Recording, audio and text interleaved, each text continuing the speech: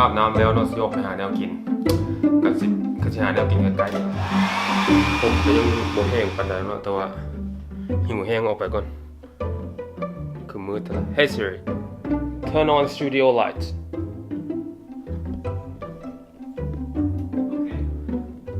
ซาด้วยหนึ่ง Siri อันนี้เป็นเมื่อกี้ Siri แท้เนาะบ่แม่นตัวบ่ได้เฮ็ดหยังเนาะเบิ่งมือตัวได้ Hey Siri turn off studio lights Hey Siri turn on studio lights Siri จัดการให้เป็นผู้ช่วยอันนี้มันบอนที่โตสิเฮ็ดวิดีโอเนาะคือที่เบิ่งไปในคลิปก่อนถ้าใครได้เบิ่งมื้อนี้ก็สิกลับมานั่งบนนี้พอมีแนวเสียงมาโซ่หนึ่งก็คืออยู่ข้างหลังนี่แหละตัวบ่ทันเปิดเนาะตัวหาก็ได้มามื้อวานนี้สดๆร้อนๆเดี๋ยวสิเปิดให้เบิ่งบัดกลับมาแต่ว่าก่อนตอนนี้ออกไปหากินข้าวก่อนตัวบ่ฮู้ว่าจะกินหยังเนาะคิดว่าอาจจะกินอย่างง่ายๆอาจจะซื้อแมคโดนัลด์อยู่ใกล้ๆครับบ่มีดอกแมคโดนัลด์ใกล้ๆนี่เดี๋ยวเฮาสิออกไปซื้อกันมื้อนี้ก็อากาศถือว่าค่อนข้างเป็นใจใช้ได้เนาะอากาศค่อนข้างดี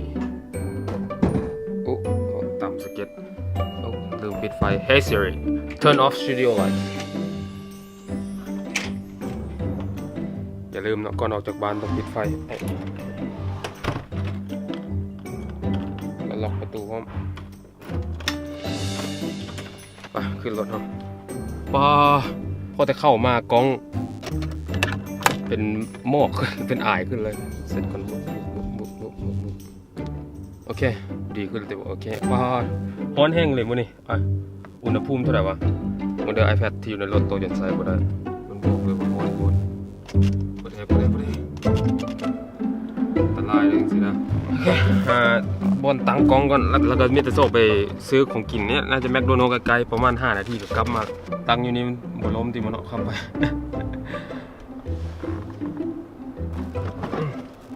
เข็มขัดนิรภัยเนาะสำคัญบ่ได้มีอย่างน้อยนี่ก็สิพาไปซื้อแมคโดนัลด์ซื่อๆแล้วก็สิกลับมากินอยู่เฮือนเถอะแต่ก็อยากขับรถออกมาให้เบิ่งนะเพราะว่า2คลิปที่ผ่านมาผมสิบ่อยู่แต่เฮือนว่ะแห้งนักบาดเนี้ยเอาเข้าไป What can I get for you? Can I please get the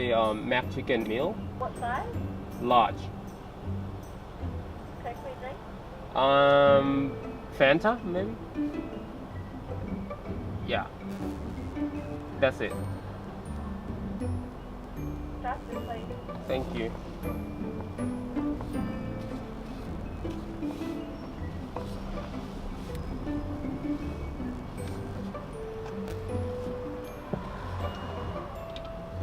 Hey, how's it going? Good, how are you? I'm good, thanks. Glad you took your Yeah, mail with it's the all container. cut, thank you. Yeah. Would you like a receipt? No, that's fine. Okay. Thank you. เบิ่งหน้าตาเขาคือสิงงๆเขาคือสิเห็นกล้องตัวตั้ง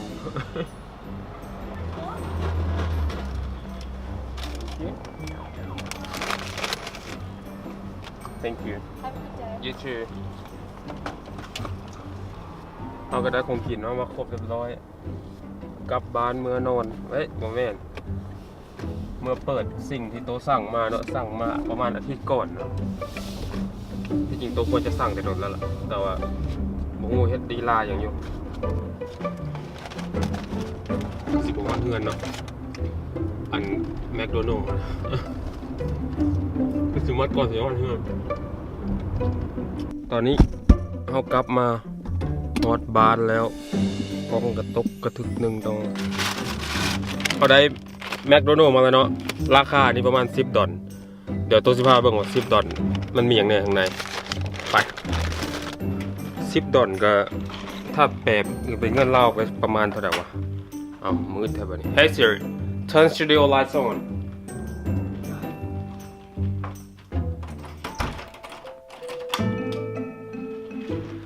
โอเค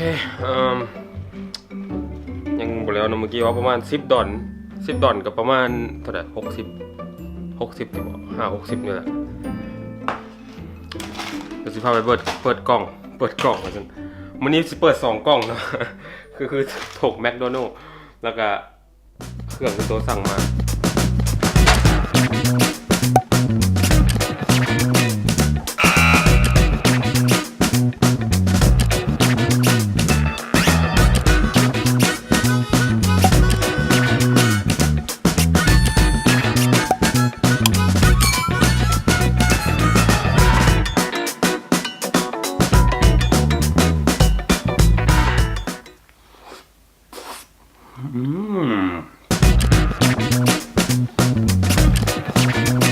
เข้าเองเรียบร้อยแล้วก็ไปเปิดของที่โตได้มาว่ามันแม่นอย่างไปแล้วไหมโอเคเนาะกลับมาบอนอันนี้แหละที่เฮาสิเปิดอันนี้มันเป็นมองง่ายๆก็คือมันเป็นสติ๊กเกอร์ติด iPhone แล้วก็ MacBook เนาะที่โตสั่งมาราคาอยู่ประมาณคิดว่า$30เนาะที่จริงแล้วตัวอยากได้แต่เอามาติด iPhone ตัวที่หลังแตกตั้งแต่โดดพอตัวลืมไว้อยู่บนเฮ็ดเวียกเนาะได้ไม้คือหนึ่งมันก็แตกแล้วบ่ฮู้ว่าไผเฮ็ดแตกก็เลยว่าทุกมื้อนี่ตัวก็ใช้เคสของ Apple เนาะตัวไปซื้อมาก็มีแต่ปกความแตกไว้แล้วเดี๋ยวสิมาเปิดหลังให้เบิ่งว่ามันแตกส่ำใดก็สิประมาณนี้เนาะมันแตกตัวสิเอาสติ๊กเกอร์มาติดแปะบังข้อห้อยแตกเนาะบ่ฮู้ว่ามันสิได้ผลหรือบ่แต่ก็สิลองเบิ่งเอาเบิ่งสติ๊กเกอร์กันเลยมาแล้วเนาะอันนี้มันของ MacBook สีขาวเป็นสีขาวด้านเนาะมันของ MacBook ก็สิใหญ่หน่อยนึงบ่ฮู้ว่าของ iPhone ก็อยู่ในนี้บ่รู้อยู่อันนี้เป็นบริษัทดังเลยเนาะเป็นบริษัทที่ว่าตอนนี้อาจจะดังสุดในเรื่องเฮ็ดสติ๊กเกอร์ใส่ iPhone นี่สติ๊กเกอร์อยู่นี่มันมาให้2แบบเนาะก็คือแบบ1แบบที่อีกก็คือว่าห่ออ้อมอันนี้เลยแบบที่2ก็คือว่าปกแต่ข้างหลังตัวสิปกแต่ข้างหลังเนาะตัวมักขอบ stainless steel นี่เป็นตัวสติ๊กเกอร์มันบอกว่าต้องมีอย่างไดเป้าผมเดี๋ยวตัวสิไปเอาก่อนแป๊บนึงเดี๋ยวมาไดเป้าผมใส่กับโบยกถึง อาจจะโบได้ผลตัวคิดว่าเพราะว่าหลัง iPhone ตัวมันแตกหลายเลยมันอาจจะโบเวิร์กก็มีมันอาจจะแถมมันอันเซ็ตมานำฮึที่ใส่ต้องแถมมาอยู่แล้วนี่เป็นไฟเบอร์คลอธเป็นนันผ้าเซ็ตก็คือกับติดฟิล์มติดอย่างเดียวเนาะเขาต้องเซ็ตให้มันสะอาดต้องให้แน่ใจว่าเขาเซ็ตทุกอย่างออกหมดเนาะสำคัญเรื่องโดยเฉพาะของโต๊ะเนาะเพราะว่าโต๊ะใส่เคสไว้ด่วนอาจจะมีฝุ่นมีอย่างไว้หลายแต่ปัญหาคือโต๊ะเซ็ตแห้งกับบ่ได้ เซ็ตแห้งแล้วมันแห้งสิแตกโต๊ะก็บ่เคยเฮ็ดจักเทื่อเนาะโอเคว่าสิได้ผลหรือว่าบ่ยอกที่จริงโต๊ะเคยเฮ็ดแล้วล่ะกับ iPhone 7โอเคโต๊ะเห็นวิธีมาแล้วเนาะมันบอก1เลยมันบอกให้เอานี่ออกมันบอกให้เอาสติ๊กเกอร์ออกก่อนเนาะแล้วก็ทับลงคืนทับลงแต่ข้างเดียวได้กับประมาณนี้เนาะเขาก็สิมาเริ่มจากการเอากล้องให้มันเสริมกับกล้องเนาะโอ้ยยากนิดนึงเด้อ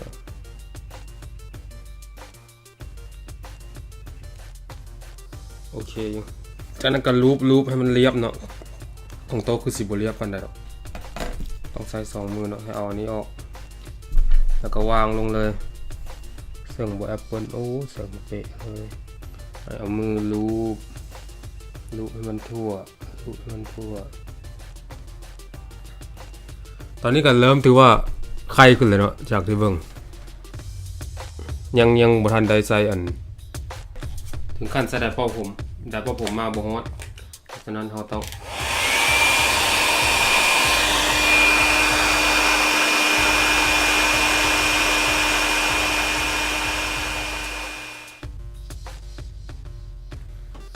โอเคเรียบร้อยเนาะ